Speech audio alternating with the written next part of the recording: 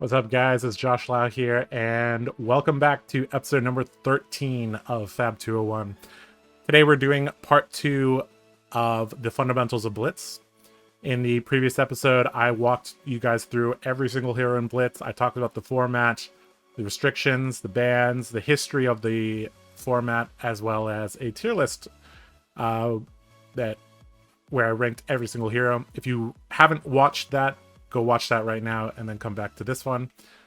So yeah, in part 2 today, we're going to be talking about specific deck lists, and we're going to be looking at specific deck lists and running through the common cards in them and talking really briefly about their general play patterns and, you know, some strategy to play those heroes and to play against those heroes. Of note, we are going to look at Oldim, Chain, Dory, Reinhardt, and Kasai. All right. Previously in episode 12, I made a tier list. As you can see here, every single hero in Blitz is on this tier list. In tier 1 and tier 1.5, this is what I would consider the most common decks you're probably likely to see at Worlds, and just in season 6 of Skirmish. Unless something wildly changes with Dynasty, these are likely to continue to be the best heroes in the format. I consider Oldim and Chain to be the best heroes in the format, and I consider Dory, Reinhardt, Dash, Kasai, and Fi to be not too far behind them. Last time I put Icelander at the bottom of tier 2, I actually think she's probably in tier 1.5. When I made that, I did give a disclaimer that I was quite unsure about the position of that. But after talking with some people and seeing some of the recent results, I think Icelander is still quite good. And I mean, even without Storm Striders, which meant with Storm Striders, she was actually probably tier 0.5. Also, Kano is probably a little bit higher as well, but I have less data on that, so I will reserve judgment on that. Anyways, let's just take a look at... So, I want to show you deck lists from Oldim and Chain because they're the most powerful decks. And then I also want to show you a Reinhardt deck list because that is a little bit more unintuitive. And then as a warrior player, I'm going to show you guys my personal deck list for Dory and Kasai. I'm not going to talk about Dash or Fi because they are fairly straightforward. They are going to boost, hit you, or with Fi, attack, lava burst, right? So I don't really think you need to look at those two deck lists. You won't really get much out of it. But the other 5, I think you'll learn something from me going over those. All right, so let's just jump into that right now. All right, before we jump into those right now, I want to quickly review why I put these in the tier 1 and 1.5. So just as a refresher from last time, I graded the heroes based on 4 categories: speed, power, defense, and adaptability. In Blitz, you need a strong combination of these to succeed. Speed, this is how quickly you can close games and just how quickly your hero can deal 20, 25, 30 damage. Power, this is the raw power of your cards and whether you're doing something a bit unfair, especially in the context of 20 life. So Dory and Reinhardt are actually not doing things super unfair in general in CC, but in Blitz, when you have 20 life and you have no D-reacts, Blood Rush Bellow can one-shot you, and Dory can really push you around because you have no D-reacts. Defense, this is talking about how well your hero can disrupt or just defend in general. Is your deck mostly 3 blocks? Is it 2 blocks? How's your armor? Is your armor regenerating? Do you have a particularly strong piece of armor, like in Chains and Kasai's case? And then finally, adaptability. This is talking about how well you can change plans and adapt to what your opponent is doing, how well you can adapt to drawing bad hands, and whether or not you can,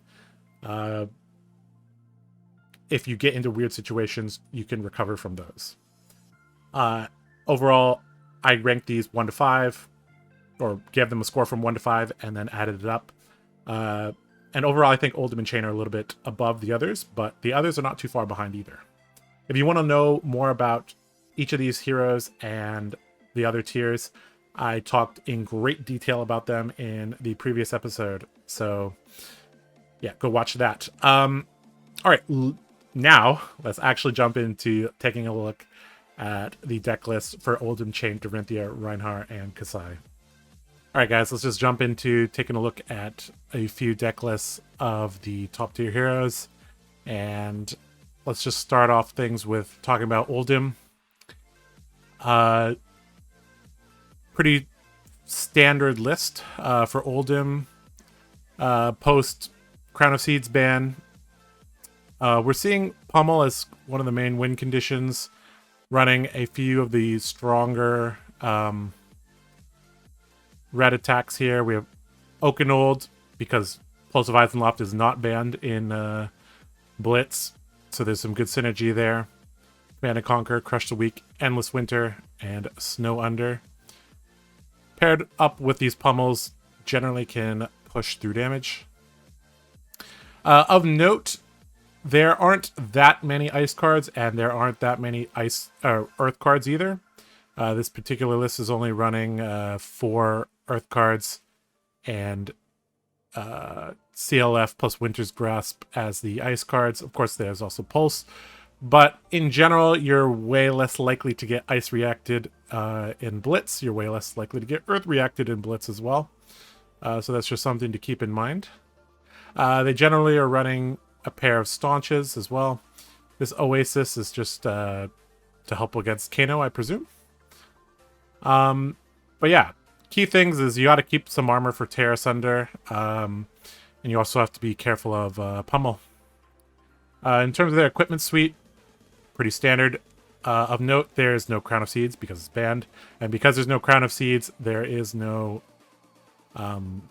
Rampart of the Ram's Head, so Stalagmite is going to be the weapon of choice, so you do need to be prepared for that.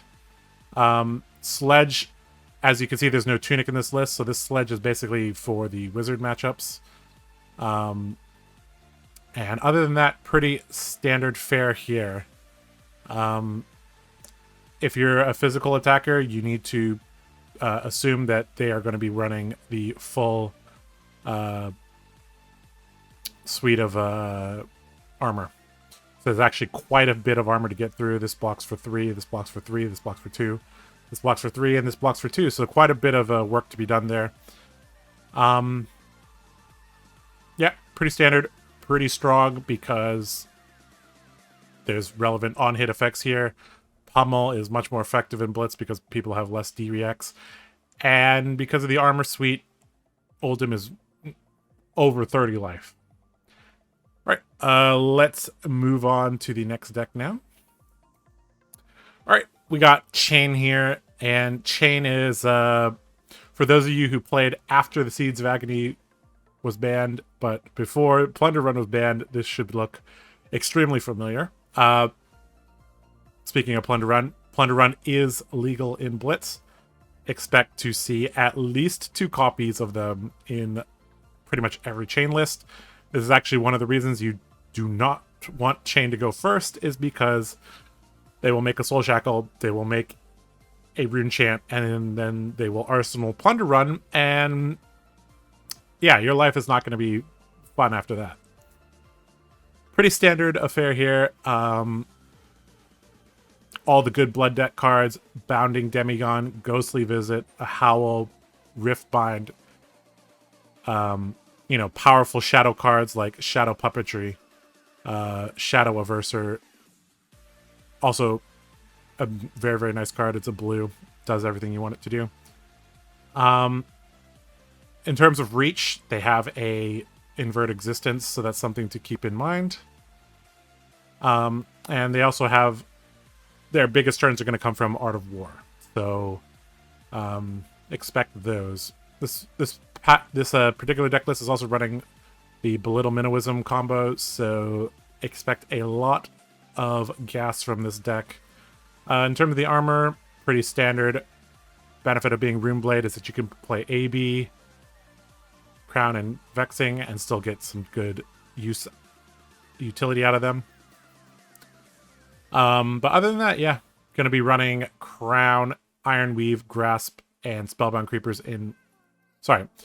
Carrying Husk, Crown, Grasp, and Spellground Creepers in most matchups. I guess a few of the matchups, they will be using Aether Ironweave just for some extra pitch if they think that Carrion Husk is against the aggro matchups. Aether Ironweave is when they think they're going to get possibly fatigued. I don't see that really being the case. Even like if you look at the, remember we just looked at the Oldim list. This Oldim list is not built to fatigue. It's built to put down something big, pummel it, and just have more life than the opponent. Anyways, so yeah, pretty standard Chainless here. All right, let's move on and let's talk about Dorinthia. This is my personal list, and this is actually a more defensively focused list. This is running Sigil of Solace, it's running Sink Below. It's not running Raise Reflex, not running Thrust, so it's blocking pretty well. Of note, there is no Glistening Steel Blade here. That card is... it's overrated, let's just put it that way. Of note, there is Iron Song Determination in this deck list, because turns out in Blitz that this is with the lower life totals, this gets a lot of work done. And it gets a lot of immediate value from this card. Whereas Glistening Steel Blade, often you need several turns to reap the benefits from that. Anyways, pretty standard list here, running a few extra blues than some other lists, just because I want to have enough. I want to be pretty consistent in my blue count. Runs Nourishing Emptiness, runs 1 route, 1 overpower. Pretty standard list there. No run through. That card is not very good in Blitz. You really need. You really want your first attack to hit, and with run through, it's possible they just throw the armor in front of your first attack, and then you don't even get the bonus from that. You also get blown out really badly by DBX. Armor Suite, pretty standard here. I have said many times why I prefer Skullcap over Crown of Providence. A lot of games come down to 1 life, and this just gives you 1 more life. Generally, you're going to be running the Fridge against most matchups. You obviously bring in the Gambler's Gloves against KO. I mean, one of the nice things about Dory is that she actually has extra armor slots, so you actually can have Gambler's Gloves in your sideboard. You run Tunic against Icelander, and you got your AB Suite to play against Kano and to play against Icelander. Yeah. All right, let's move on and talk about Reinhardt.